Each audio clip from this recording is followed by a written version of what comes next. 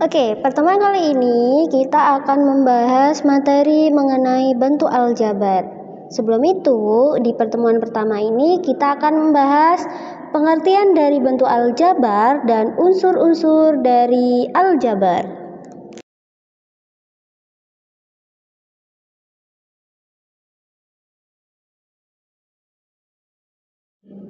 Selanjutnya, tujuan pembelajaran. Tujuan pembelajaran pada materi hari ini yakni mengidentifikasi unsur-unsur dari bentuk aljabar, di mana kegiatan kita adalah mengenal melalui contoh-contoh visual dan naratif dari e-modul.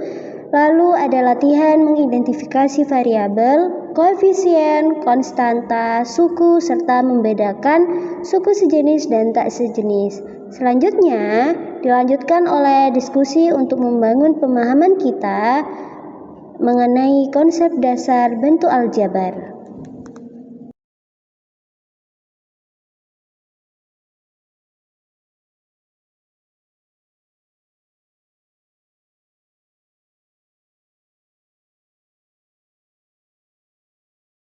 Yang pertama yakni pengertian aljabar. Apa sih aljabar itu? Aljabar adalah cabang matematika yang mempelajari simbol-simbol, huruf, dan angka untuk mewakili bilangan yang belum diketahui. Dengan aljabar, kita bisa menyelesaikan masalah yang rumit menjadi lebih sederhana dan teratur.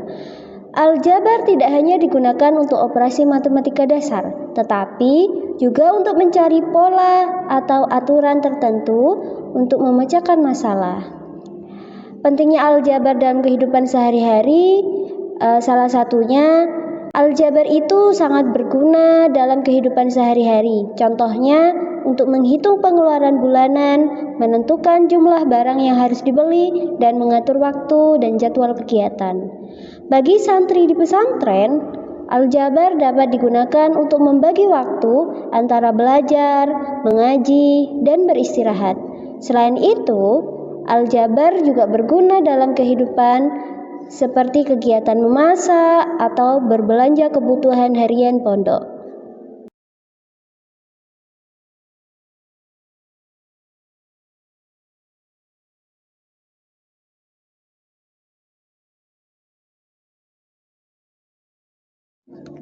Berikut adalah contoh penerapan aljabar dalam kehidupan sehari-hari.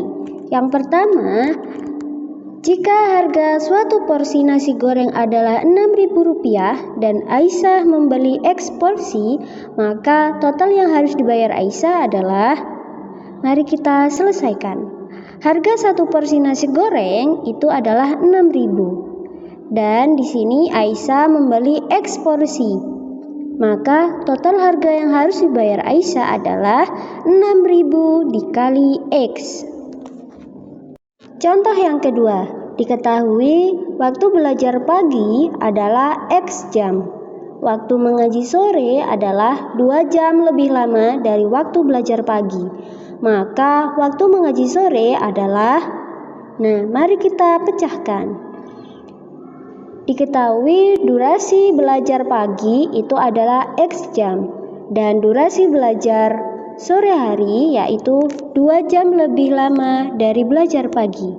Maka waktu yang diperlukan untuk mengaji sore adalah 2 ditambah X, di mana X adalah durasi waktu belajar pagi.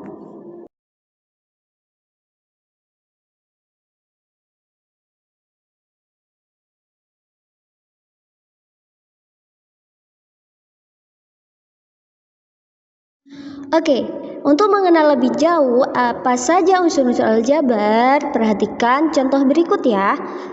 3x ditambah 2, di mana 3 sebagai koefisien, X sebagai variabel, dan 2 sebagai konstanta, serta 3x dan 2 itu sebagai suku.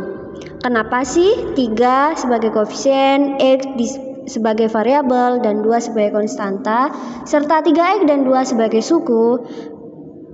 Mari kita pecahkan masalah tersebut di slide selanjutnya. Oke, selanjutnya kita ke unsur-unsur aljabar. Tadi kita sudah belajar mengenai apa itu aljabar dan beberapa penerapan aljabar pada kehidupan sehari-hari. Selanjutnya kita kenalan dengan unsur-unsur yang ada di aljabar. Bentuk aljabar adalah ekspresi matematika yang terdiri atas kombinasi dari bilangan, huruf atau variabel, dan operasi hitung dasar seperti penjumlahan, pengurangan, perkalian, dan pembagian. Mari perhatikan bentuk aljabar berikut untuk mengetahui mana unsur-unsur yang ada di dalam bentuk aljabar.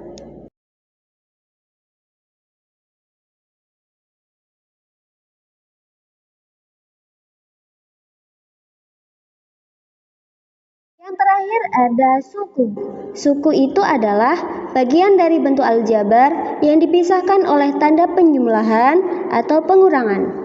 Ciri-ciri dari suku yang pertama, setiap bagian yang dipisahkan oleh tanda penjumlahan atau pengurangan merupakan satu suku. Yang kedua, suku biasanya berupa konstanta, variabel, atau kombinasi dari keduanya. Contohnya, yang pertama, dalam bentuk 3x ditambah 4y dikurangi 5, maka di sana terbentuk berapa suku nih? Ada 3 suku. Yang pertama 3x, yang kedua 4y, dan yang ketiga adalah negatif 5. Contoh yang kedua, dalam a pangkat 2 ditambah 2ab ditambah b pangkat 2, maka di sana memiliki 3 suku.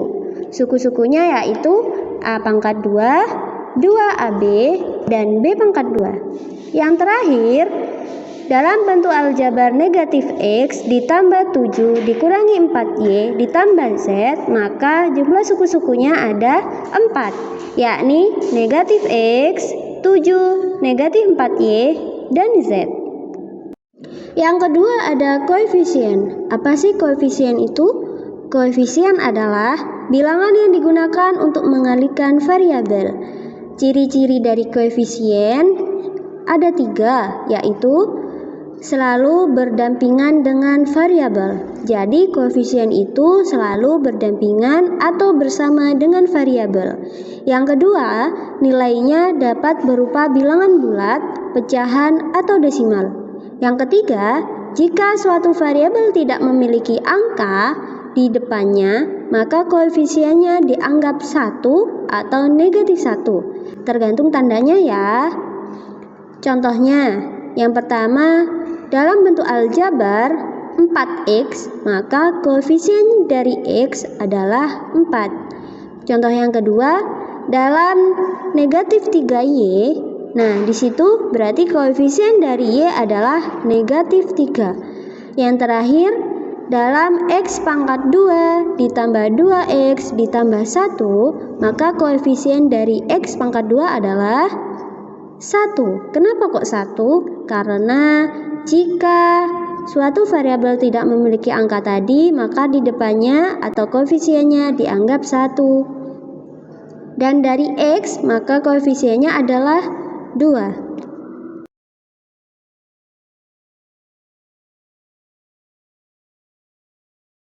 Selanjutnya ada konstanta dan suku. Mari kita bahas mengenai pengertian konstanta dulu ya. Konstanta adalah nilai tetap dalam bentuk aljabar, yaitu bilangan yang tidak bisa diubah-ubah atau nilai tetap dan tidak memiliki variabel. Ciri-ciri dari konstanta, yang pertama, tidak memiliki variabel. Yang kedua, nilainya tetap atau konstan. Yang ketiga, bisa berada di awal, di tengah, atau di akhir ekspresi aljabar. Contohnya, yang pertama, dalam bentuk aljabar 2x ditambah 7, maka konstantanya yang mana nih? Konstantanya adalah 7, karena 7 dia sendirian, tidak memiliki variabel. Yang kedua, negatif 3y ditambah 5x dikurangi 4, maka konstantanya adalah negatif 4. Contoh yang terakhir, 12a ditambah 34b ditambah 9, maka konstantanya yang mana? Konstantanya adalah 9. Yang terakhir ada suku. Suku itu adalah bagian dari bentuk aljabar yang dipisahkan oleh tanda penjumlahan atau pengurangan. Ciri-ciri dari suku yang pertama, setiap bagian yang dipisahkan oleh tanda penjumlahan atau pengurangan merupakan satu suku. Yang kedua, suku biasanya berupa konstanta, variabel, atau kombinasi dari keduanya. Contohnya, yang pertama, dalam bentuk 3x ditambah 4y dikurangi 5, maka di sana terbentuk berapa suku nih? Ada 3 suku.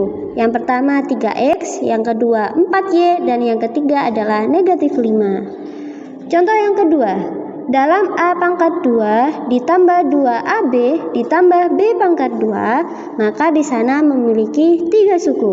Suku-sukunya yaitu a pangkat 2, 2ab, dan b pangkat 2. Yang terakhir, dalam bentuk aljabar negatif x ditambah 7 dikurangi 4y ditambah z, maka jumlah suku-sukunya ada 4, yakni negatif x, 7, negatif 4y, dan z.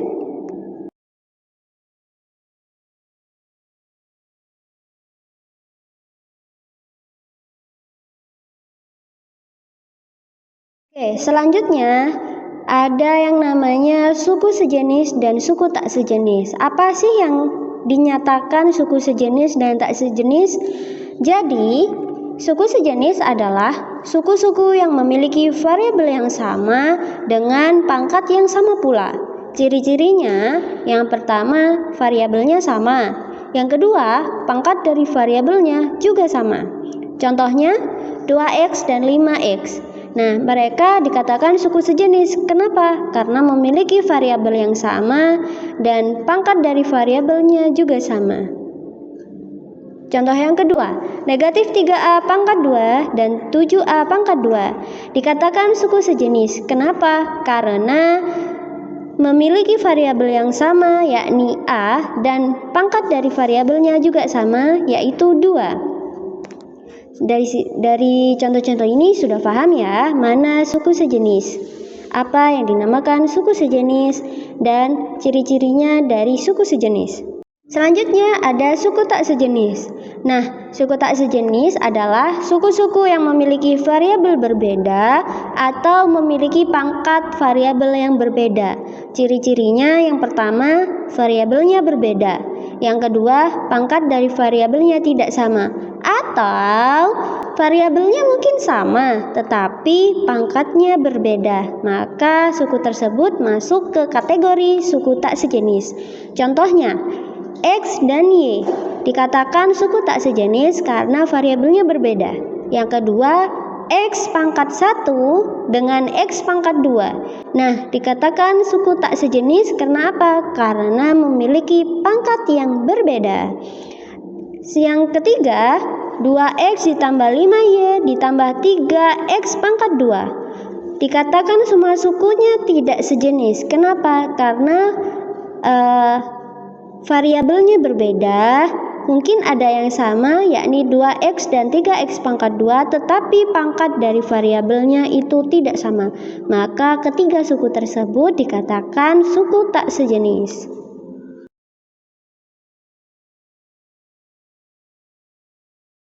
Oke, kita tadi sudah membahas mengenai pengertian dari aljabar dan unsur-unsur dari aljabar.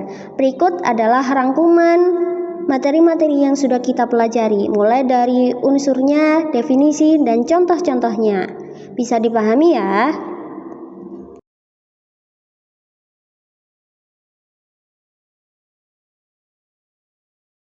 Pertemuan kali ini cukup sampai di sini ya. Sampai jumpa di lain waktu dengan materi selanjutnya.